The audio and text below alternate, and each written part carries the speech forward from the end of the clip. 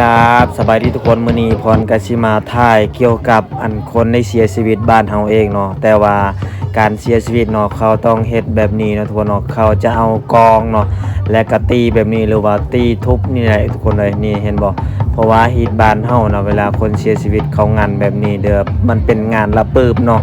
แต่ว่าแต่ละบ้านน่ะมันบ่คือกันเด้อบางบ้านเขาก็อาจจะบ่ได้ตีกองแบบนี้แต่บ้านเฮานะหรือว่าบ้านอื่นอาจจะคล้ายๆกับบ้านเฮานี่แหละเนาะคนเนาะในการเสียชีวิตโดยทุกคนเลยแต่ก็เสียใจนำครอบครัวที่ผู้ได้เสียชีวิตเนาะแต่มื้อนี้เฮาสิถ่ายเกี่ยวกับวิถีชีวิตบ้านเฮาว่าคนเสียแบบใดเขาไปงานศพเขาใส่ชุดแบบใดก็ใส่ชุดแบบธรรมดานี่แหละทุกคนเลยมันบ่คือแบบใส่ชีวิตในเมืองเนาะมันจะมีชุดงานศพเนาะพี่น้องเนาะแต่บ้านเฮานะถ้าผู้ใดมีงัวมีควายมีหมูมีไก่อิหยังนะแบบว่ามีอาหารการกินให้คนในบ้านกินเนาะเขาจะเฮ็ดงานแบบนี้คือว่างานใหญ่ที่สุดเลยแบบนี้เนาะคือว่ามีงัวเนาะขาให้คนในบ้านกินเนาะทุกคนเนาะแล้วก็มีหมูมีแบะอิหยังต่างๆนี่แหละต้องมีเขาแต่ว่าเฮือนผู้ใดที่ว่าบ่มีเนาะถ้าคนได้เสียชีวิตแล้วเขาก็จะไปพังเลยทุกคนเนาะเพราะว่าตายไปแล้วก็บ่มีหยังเนาะเขาไปพังเลยแต่บางบ้านบางเฮือนก็อาจจะมีอาหารการกินหรือว่ามีเงินมีทองหรือว่ามีอันแนวกินว่าซั่นซะเขาก็จะเฮ็ดแบบงานงั้นแบบนี้เนาะงานละปืบหรือว่างานศพเนาะพี่น้องเนาะก็จะประมาณนี้เนาะฮิตของชนเผ่ามังกรเนาะเขาจะเฮ็ดแบบนี้เลยเวลาทุกๆคนที่ว่าได้เสียชีวิตแล้วบางเฮือนเด้อมันจะเป็นบางเฮือนแต่ส่วนหลายเขาจะเฮ็ดแบบนี้แต่ละเฮือนเนาะส่วนน้อยเฮือนบางคนก็เขาจะเผาอย่างเดียวอีหยังก็บางเฮือนเขาก็จะแจกอย่างเดียวเนาะแล้วก็ไปพังเลยแต่บางเฮือนน่ะเขาสลายเขาจะมีครบทุกอย่างมีอาหารการกินว่าซั่นซะมีแนวกินเนาะก็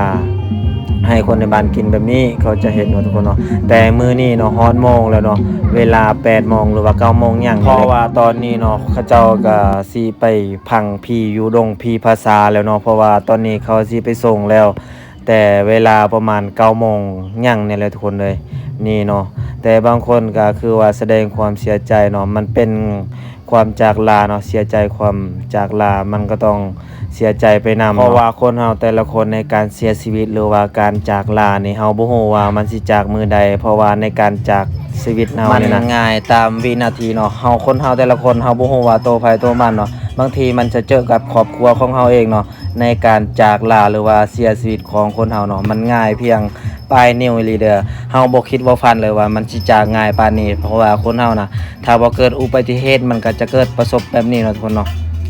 แต่ตอนนี้นะคนในบ้านหรือว่าพี่น้องคนในบ้านนี่แหละเขาจะไปส่งพี่แล้วเด้อเขาจะไปพังอยู่ดงพี่ภาษาเนาะแต่บางคนก็คือว่าแล้วเนาะแสดงความเสียใจเนาะเพราะว่าคนเฮาได้ใช้ชีวิตร่วมกันนี่มันก็บ่แม่นง่ายเนาะเวลาจากไปนี่เนาะเฮาจะอาจจะเสียใจเสียความรู้สึกเนาะทุกคนเนาะแต่ตอนนี้นะคนแบบพี่น้องข้างๆหรือว่าคนแบบญาติพี่น้องเขาแหละแบบเขาเสียใจเนาะพี่น้องเนาะเฮาก็เสียใจไปนำเนาะแต่ตอนนี้พวกเฮาก็สิว่าใส่รถไถแล้วเขาก็สิไปพังอยู่ดงพีภาษาทุกคนแต่คนในบ้านเฮาก็คนมาหลายอยู่กันเนาะเพราะว่าหลายในการไปส่งพี่เนาะทุกคนว่าการสามัคคีเนาะว่าเจอโตภัยก็คือการเบิดเนาะในการสามัคคีเวลาไปเผาหรือว่าบ่แม่นไปเผาดอกคนบ้านเฮาเขาอาจจะบ่ได้เผาบ่ได้จูนเนาะมันบ่คือแบบฮีตของคนลาวเนาะเฮาเป็นคนแบบชนเผ่ามังกรส่วนหลายเขาจะไปพังอยู่ดงพีภาษาเนาะนี่คนเพราะว่าคนในการไปส่งพีมันก็หลายอยู่เนาะเพราะว่าคนบ้านเฮามันคนสามัคคีอยู่แล้วเนาะอันนี้ก็คือหลานของเขาแล้วเนาะเขาก็อาจแสดงความเสียใจเนาะเพราะว่าในการจากลานี่แบบบ่คิดบ่ฝันเลยว่าบ่เจ็บบ่ป่วยเลยได้แบบมันเกิดแบบกระทันหันทันทีเนาะแต่เฮาก็ได้เห็นกับตาเลยเนาะทุกคนเนาะเฮาก็แบบเสียใจไปนำแหละบ่ว่าเห็นกับตาเลยบ่ได้เจ็บบ่ได้ไข้หยังเพราะว่ามันเกิดแบบบ่ฮู้โตเลยนะอันนี้เฮาก็บ่ฮู้กันเนาะว่าเจอโตภัยก็เสียใจนำเนาะแต่มื้อนี้นะพวกเฮาแบบกำลังไปส่งเนาะแต่ตอนนี้กำลังสิไปฮอดอันดงพีภาษาแล้วทุกคน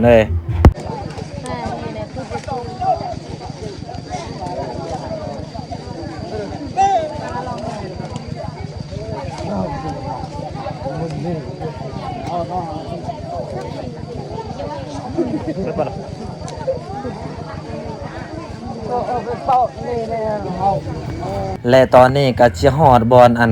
บอนเขาพังพีแล้วทุกคนน้อยตอนนี้ก็คนก็มาฮอดดงพีภาษานี่คนหลายแฮงเพราะว่าคนบ้านเฮาน่ะคนโคตรหลายแหละก็บ่แม่นแต่บ้านเฮาเนาะบ้านอื่นก็มาคือกันเนาะเพราะว่าพี่น้องเชื้อสายเขาเองเนาะพี่น้องทางผัวหรือว่าทางเมียนี่แหละเนาะครอบครัวทางพ่อทางแม่ญาติพี่น้องตั้งแต่ตระกูลเนาะเขาก็จะมาเป็นงานศพมื้อนี้เนาะแต่ตอนนี้เนาะทุกคนเนาะนี่เนาะคนน่ะโคตรหลายเลยทุกคนเลยในการไปฟังผีไปทรงผีเนาะ แต่และนี่แหละคนเฮาเนาะคันว่าเกิดแบบนี้นะคนเฮาก็คือ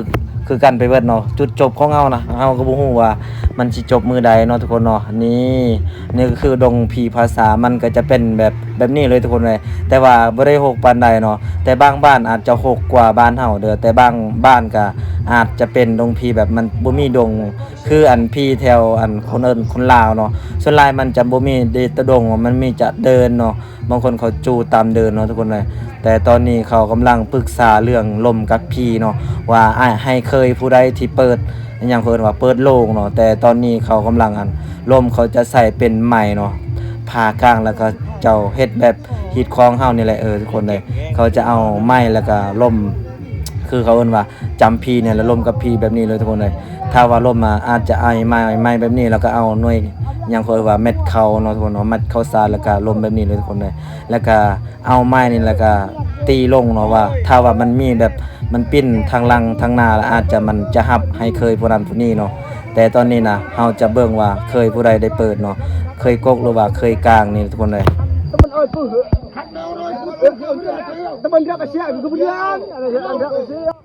และตอนนี้ทางพี่ก็บ่ได้หับเนาะเพราะว่ามันบ่ให้เปิดทางเคยกกเนาะมันจะหับเคยกลางเด้อแต่ตอนนี้เขาจะถามอีกว่าให้เคยกลางบ่ให้เปิดโล่งนี่นะสุดท้ายเคยกลางเด้อทุกคนเอ้ยนี่มาเบิ่งนํกันเลย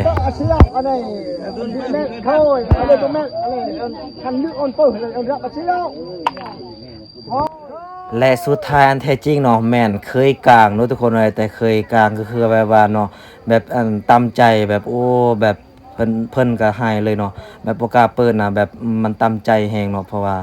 มันต่ำคือว่าแล้วเวลาเจอไผก็คือการเปิดเนาะถ้าว่าให้ผู้นั้นเปิดอาจจะเสียใจที่สุดเนาะนี่เพิ่นลงมาเปิดแล้วเพิ่นก็จะให้เลยเนาะเพราะว่าอันยื่นมาไหว้เลยนะแบบแสดงความเสียใจไปนำเนาะ และคลิปของเฮาก็จบเพียงเท่านี้เด้อในการไปพังฟรีในบ้านเฮาเอง